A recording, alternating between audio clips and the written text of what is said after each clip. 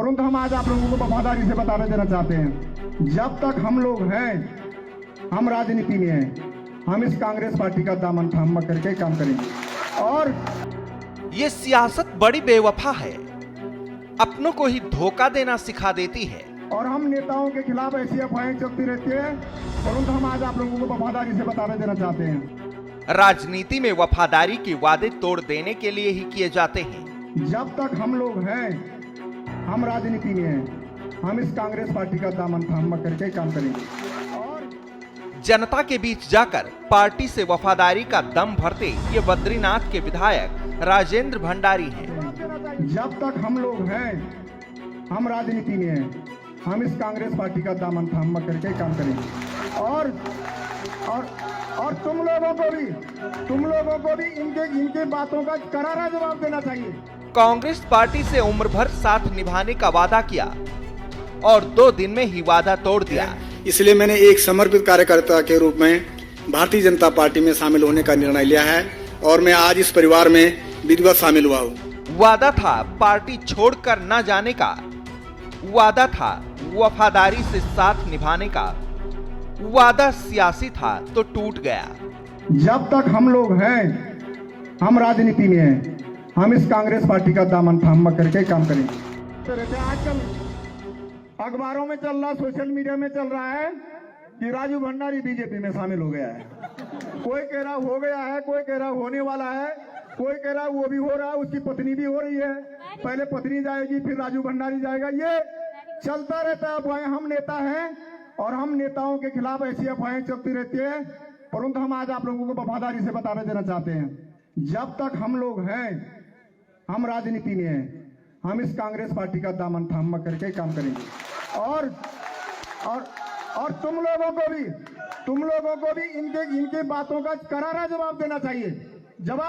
Social media पे वो लोग हमारे खिलाफ तरह तरह की बातें लिखते रहते हैं और हमारा आदमी नीचे से जो है हल्का से कमेंट्स लिखता है। अरे ईंट का जवाब पत्थर से दो ना, तुम नहीं दे सकते ईंट का जवाब पत्थर से।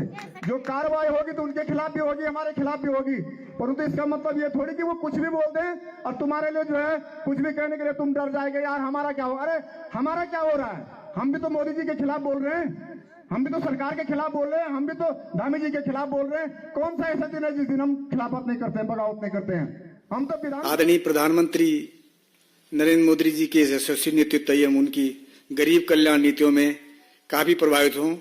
उनके नेतृत्व में पूरे देश में विकास की अविरल यात्रा चल रही है। आदरणीय प्रधानमंत्री जी ने विकसित उत्तराखंड और 2047 तक विकसित भारत का जो लक्ष्य रखा है, उसमें मैं अपना संपूर्ण योगदान देना चाहता हूं। मैं आदरणीय प्रधानमंत्री श्री नरेंद्र मोदी जी के नेतृत्व में ये समय उत्तराखंड का है, ये सभी भारत की सदी है, ये सभी भारत की सदी है। इसलिए मैंने एक समर्पित कार्यकर्ता के रूप में भारतीय जनता पार्टी में शामिल होने का निर्णय लिया है और मैं आज इस परिवार में विधिवत शामिल हुआ हूँ। मैं आदरणीय राष्ट्रीय अध्यक्ष श्री जगत प्रसाद नड्डा जी का हृदय से आभारी हूँ कि उन्होंने देश के विकास के प्रति समर्पित इस भाजपा परिवार में शामिल कर मुझे राष्ट्र सेवा का अवसर देने का मौका दिया। मैं केंद्रीय मंत्री आदरणीय अमित शाह जी का भी बहुत आभारी हूँ कि मुझे इस परिवार में शामिल होकर देवभूमि उत्तराखंड का और देश की सेवा का अवसर प्रदान किया। मैं पार्टी को विश्वास दिलाता हूँ कि मैं उत्तराखंड के विकास के लिए, राष्ट्र के कल्याण के लिए और जन जन की सेवा के लिए समर्पित भाव से काम करूंगा। लोकसभा चुनाव आते ही उत्तराखंड कांग्रेस में भगदड़ सी मच गई है। एक के बाद एक कांग्रेस नेता पार्टी छोड़कर बीजेपी का दामन थाम रहे हैं। चुनाव में दमखम दिखाने का हौसला जुटाने से पहले ही कांग्रेस पार्टी को झटके पर झटके लग रहे हैं। कांग्रेस पिछले झटके से उबर भी नहीं पाती कि नया झटका लग जाता है। इस बार बद्रीनाथ विधायक राजेंद्र भंडारी ने अपने फैसले से कांग्रेस में कोहराम मचा दिया है। राजेंद्र भंडारी कांग्रेस से इस्तीफा देने के बाद अब बीजेपी में शामिल हो गए हैं। टिहरी से विधानसभा का चुनाव लड़ चुके वरिष्ठ नेता धन सिंह नेगी ने बीजेपी की सदस्यता ले ली है। आलम यह है कि दल बदलू नेताओं ने कांग्रेस पार्टी को हाशिए पर ला दिया है।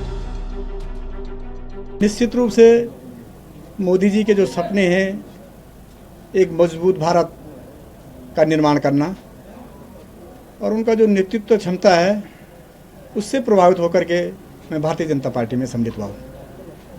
और मोदी जी ने देश की प्रगति करने का, विकास करने का जो बीड़ा उठाया हुआ है, करोड़ों लोग आज उनकी राह ताक रहे हैं कि किस तरह से देश प्रगति कर रहा है, उन्नति के पथ पर जा रहा है और आम लोगों को जो सुविधा हो रही है, विकास हो रहा है, उन्हीं सब चीज़ों को मद्देनजर रखते हुए मैंने भारतीय जनता पार्टी की सदस्यता ग्रहण की है।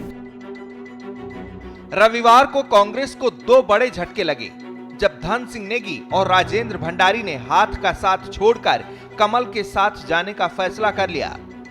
सीएम धामी, मंत्री पीयूष गोयल, बीजेपी उम्मीदवार अनिल बलूनी और उत्तराखंड प्रदेश प्रभारी दुष्यंत गौतम ने इन दोनों नेताओं को बीजेपी की सदस्यता दिलाई।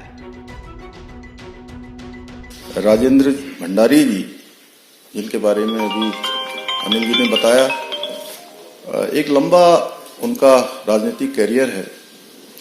जिला पंचायत के अध्यक्ष रहे हैं, बहुत सामान्य स्थितियों में उन्होंने काम करना प्रारंभ किया।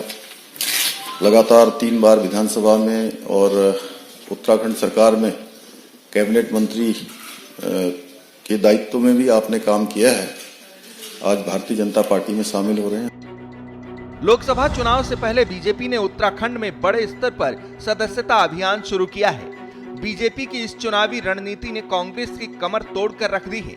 कांग्रेस पार्टी में इस्तीफों का सिलसिला रुकने का नाम नहीं ले रहा है। बीते दिन ही 8 कांग्रेस नेता पार्टी छोड़कर बीजेपी में शामिल हो चुके हैं। धन सिंह नेगी और राजेंद्र भंडारी ने रविवार को बीजेपी की सदस्यता ली। शुक्रवार को ही गंगोत्री के पूर्व विधायक विजयपाल सजवाड़ और पुरोला के विधायक मालचंद ने कांग्रेस की प्राथमिक सदस्यता से इस्तीफा दे दिया था। फिर शनिवार को पार्टी का चर्चित चेहरा माने जाने वाले नेता हरक सिंह रावत की पुत्रवधू अनुकृति गोसाई ने भी इस्तीफा दे दिया। पौड़ी से कांग्रेस के पूर्व जिला पंचायत अध्यक्ष केसर सिंह नेगी ने पार्टी से त्यागपत्र दे दिया। तो वहीं विकासखंड कोट के पूर्व प्रमुख व कांग्रेस के पूर्व प्रदेश कार्यकारिणी सदस्य नवल किशोर ने भी कांग्रेस का साथ छोड़ दिया। इसके अलावा पौड़ी ब्लॉक प्रमुख दीपक कुकसाल ने भी कांग्रेस छोड़ दी। इससे पहले मनीष खंडूरी ने कांग्रेस पार्टी छोड़कर सभी को हैरत में डाल दिया था। पिछड़ा वर्ग आयोग के पूर्व अध्यक्ष अशोक वर्मा, उनके बेटे शिवा वर्मा, उत्तरकाशी जिला पंचायत के पूर्व अध्यक्ष प्रकाश रमोला, हरिद्वार के पूर्व जिला पंचायत अध्यक्ष सुभाष वर्मा समेत कई नेता कांग्रेस छोड़ चुके हैं। राजेंद्र भंडारी के अलावा भी कुछ लोग गए हैं और सभी के कुछ न कुछ या तो दबाव के कारण है या लालच है। राजेंद्र भंडारी जी ने तो मौका पर इस्तीफा, इससे बड़ा उदाहरण कोई पेश ही नहीं कर सकता। उनकी पत्नी के खिलाफ कई किस्म के आरोप बीजेपी ने लगाए। सरकार का दबाव इतना है कि अपने को बचाने के लिए, अपनी प्रतिष्ठा बचाने के लिए उन्होंने संभवतः कार्य किया। और भी कई मामले हैं जो उनके कारोबार से जुड़े हुए हैं, जिसमें मैंने सुना है कि काफी दबाव था और उस दबाव के तहत गए। और बीजेपी का ये लोटस जो ऑपरेशन है, उसका एक दूसरा नमूना है। दल बदलू नेताओं पर चर्चा के बाद अब एक बार फिर बात राजेंद्र भंडारी की करते हैं। ग्राफिक्स के जरिए जानते हैं कि राजेंद्र भंडारी का सियासी सफर कैसा रहा है और उनका जाना कांग्रेस के लिए कितना बड़ा झटका है। चमोली के पोखरी विकासखंड के रहने वाले हैं राजेंद्र भंडारी। राजेंद्र भंडारी ने छात्र जीवन से राजनीति की शुरुआत की थी। 2002 से 2007 तक वो चमोली जिला पंचायत अध्यक्ष रहे। 2007 में नंदप्रयाग विधानसभा से वो निर्दलीय प्रत्याशी के रूप में जीते।